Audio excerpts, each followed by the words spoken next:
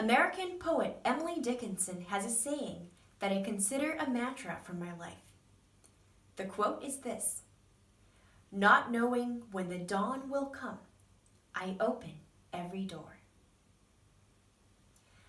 I recently spent a year in America at Brown University.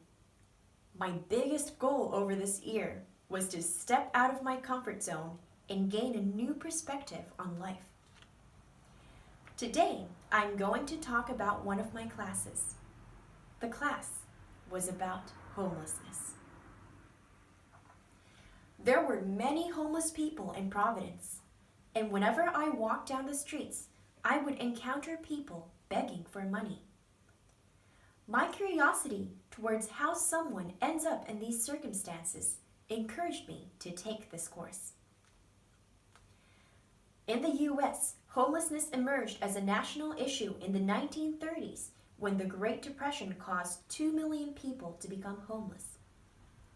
In 1970s, psychiatric hospitals were deinstitutionalized, leaving many people with mental disorders nowhere to go but the streets.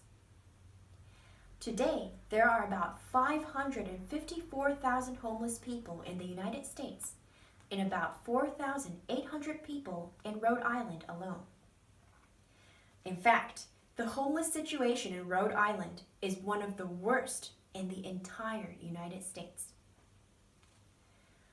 39% of the homeless are families, 41% are female, and 13% are children 5 years or younger. To understand the reality faced by the homeless, I decided to volunteer at a homeless winter shelter which provides food and beds for homeless people during cold winter nights. The shelter was called Hope. Not knowing when the dawn will come, I open every door. My job at Hope was simple. I was to let the homeless guests into the church basement, list their names in a notebook, and serve dinner provided by a local soup kitchen. The whole job only took about 30 minutes, and afterwards I had 2 to 3 hours to simply talk with the homeless people. Guests at the shelter never talked about their pasts. Instead, they would always talk about the future. How they wanted to go to a beach in Costa Rica, or visit Japan, or sail in their own boat.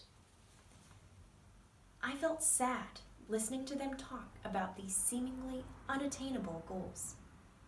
But I was also frustrated by the fact that I could not learn how they became homeless. I felt like they didn't trust me with their pasts, and I believed it made me an outsider at the shelter. That went on for about 4 weeks. However, one day, I couldn't go to the shelter because I was sick. The following Tuesday, I returned and was shocked when a homeless lady who had previously only said hello to me came up and said, "Honey, where were you last week? We missed ya." Her name was Susan, and I realized that I was slowly becoming accepted in this community. People started to share about their pasts, how they became homeless, or their life before that. Susan had been married with 2 children and an abusive husband. A husband who had often beat her, choked her, and once even ran her over with a car, leading to her being hospitalized for a month. Scared for her life, she had run away. Without a job or savings, she was forced to start living under a bridge.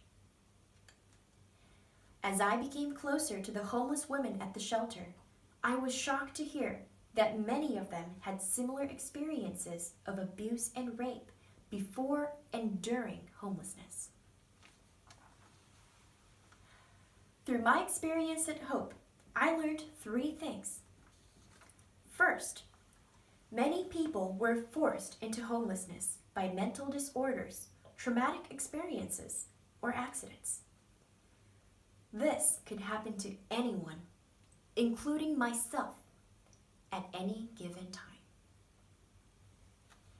And second, for many, the most difficult thing about homeless life was not the lack of a place to live, but a feeling that they lacked a purpose in life.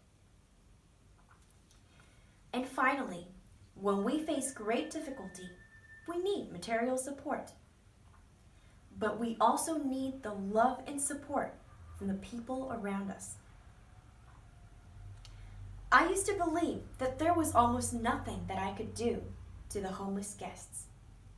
But I realized that hugging them, showing that we care, and simply listening to their past, their present, and even their future plans have a huge significance.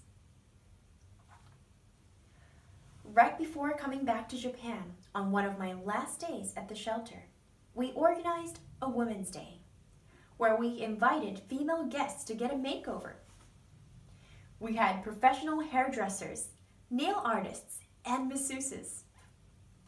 Susan got her hair cut, her nails done, and had a facial and body massage.